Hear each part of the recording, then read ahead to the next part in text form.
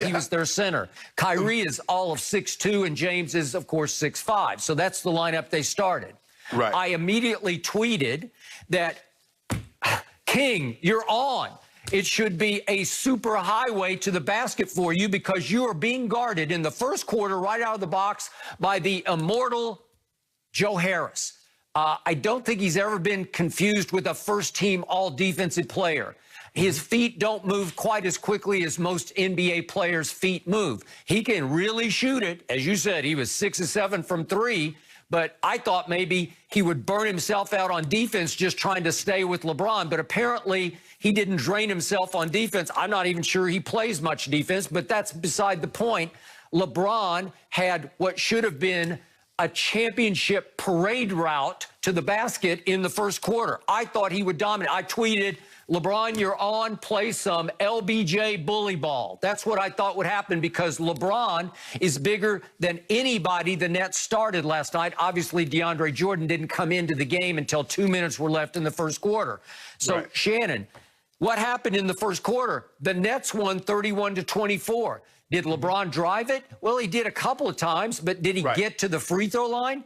Well, no. He shot one technical, but then he made the other one on an and one, so he ended up going 1 of 2 from the free throw line in the first quarter when I thought he'd shoot 10 free throws in the first quarter.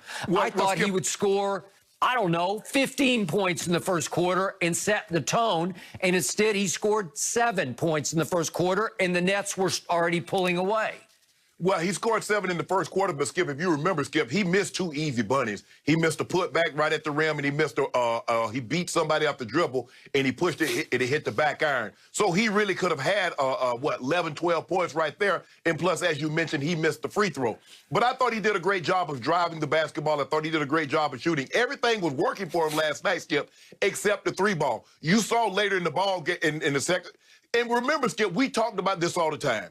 When LeBron James gets it going, it seems that he pulls back and says, okay, now I'm in my rhythm. Let me try to get other guys going. And I wish he wouldn't do that. Sometimes it just calls for, you know what? Get the hell out of my way. All I need you guys to do is to take the ball out of bounds and set picks. I'm not passing you the ball tonight. Totally agree. You mentioned the 3-ball. Again, we're talking about LeBron as the front runner for MVP. So I'm not nitpicking here. I'm just fact-checking. So here's what I see. LeBron goes 1 of 5 from 3 last night.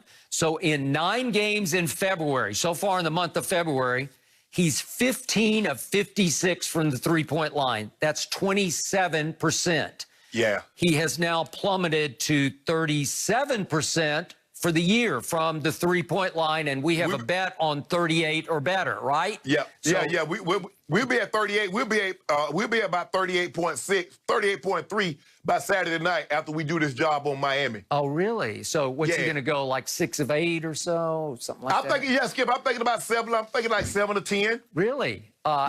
Would you like to bet 7 cases on 7 of 10? I will if you like it. You already look. Skip, I see what you're trying to do. You're in an advantageous situation, like you said. You're playing with Shannon's due already. You got 7 cases of my due, so you just want me to just willy-nilly try to get it all back at once. I'm not going to do it. I'm going to be very methodical in how I get my due back. But, Skip, back to the game. I think you will agree. When you go minus 30 from the three-point line, you allow someone to make 18. They shoot 46%. It wasn't like they was 18 or 60. They was 18 of what? I think 46. When you go minus 30. 39. 18 or 39. That's 18 or 39. 46%. Yeah. 46. So when you go minus 30 from the three-point line, Skip, I don't know how you overcome that. Okay. You overcome it when the best player on the planet, according to you, makes, I don't know, 4 or 5 threes of his own, and he goes 1 of 5. Yeah, but that's what I'm saying. He was 1 of 6. But that's my thing, Skip. Yes, even if he goes for, say, so now they're 10 of what? 10 of, so they're 10. So he makes 3 threes. They're 11 of 30. That's still, Skip, you still minus 21. Okay, you're right. You can't have that big a discrepancy. I actually gave him one because he's actually 1 of 6 from 3. Yeah. And by the way, speaking of three-point shooting, do you realize that he's developed this disturbing habit of shooting air balls in games. I'm seeing more and more air balls. It seems like on a nightly basis he shoots an air ball, because he shot one in the fourth quarter after he finally made his first three on a wide open corner three. He caps it off by trying to step back on Jeff Green and just completely misses everything. So if we could just remind everybody of what his three-point shooting looked like last night, could we see the totality of his three-point shooting, please? Yeah, he tried to walk into one right there. Ooh, close. Skip, that was halfway down. So Skip, that was halfway down. That was LeBrick. And here we go. Step back on Joe Harris. Not even close. And then here we go. It's just too far out. Just couldn't get it there. Yeah. Then this is his turnover, but it comes back. Jeff Green turns it right back over, and Gasol kicks it to LeBron. Wide open. Wide open, and he made it. Way to go, LeBron. Love that. But then he says, I got a hot hand. I got a hot hand. I think he missed that by a foot left. Yeah. Shannon, what are you doing? So now we're seeing more and more air balls. We're seeing he's airballed a free throw lately, and then he had 2 air balls at Minnesota. And then that one last night, by the way, could we just see all those air balls just to remind everybody? No, we don't. I don't know. Can we keep it on the game? We don't have Can we keep it on the game? Can we keep it on? Oh, that was just back on February 8th. Can we keep it on the game last night? 2 feet short. And then this opened the game at Minnesota. LeBron, nothing but air. And then LeBron, logo 3 at Minnesota on Monday night, nothing but net, except it didn't go through the basket first. And then that one last night capped it off wide left by about a foot. So, Shannon, we always called Michael Jordan his airness, and I'm starting to call LeBron his airballness, right? Because he's just missing threes left and right. It's become routine that we can't go a game with LeBron without one air ball. I don't get it. If he's the best player on the planet, he at least needs to hit the rim, right?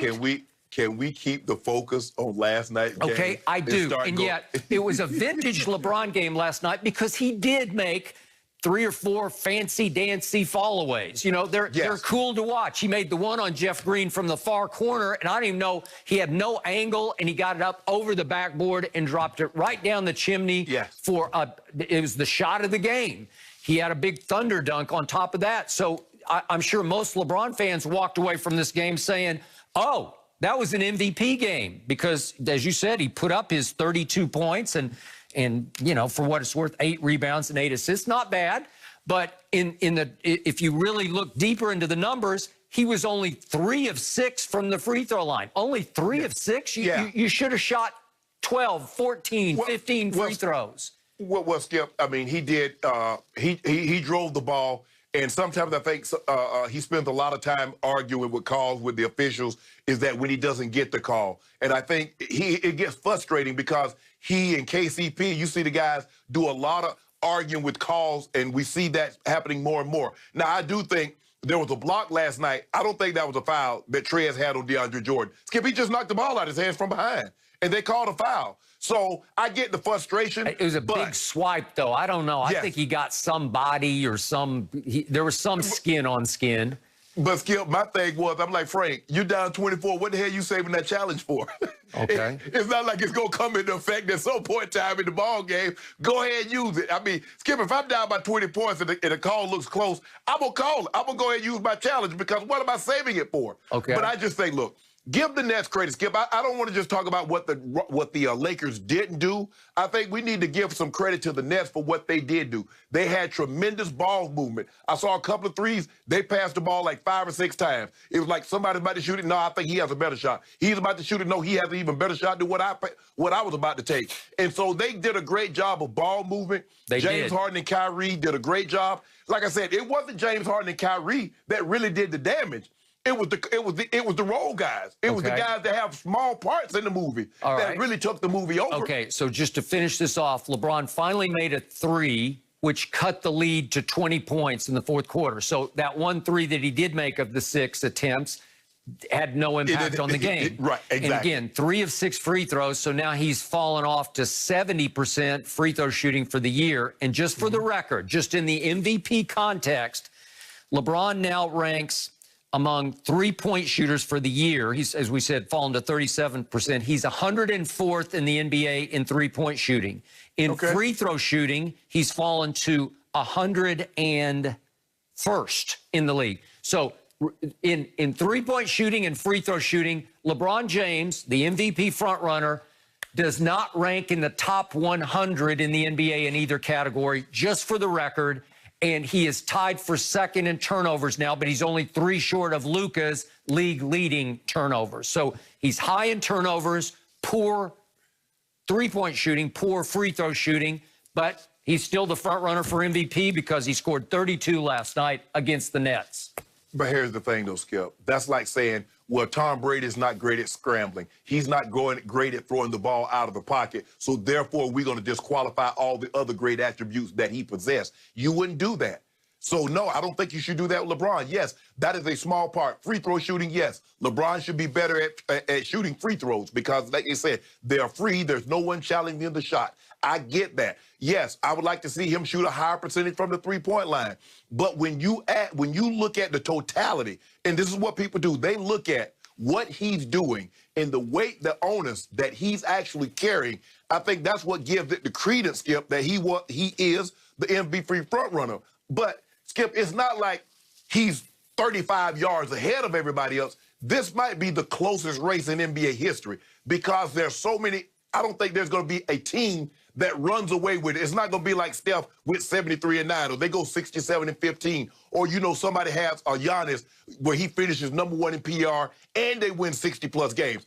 I don't believe you're going to see a scenario like that. I believe it's going to be very, very congested, and somebody's going to win an MVP in the closest race probably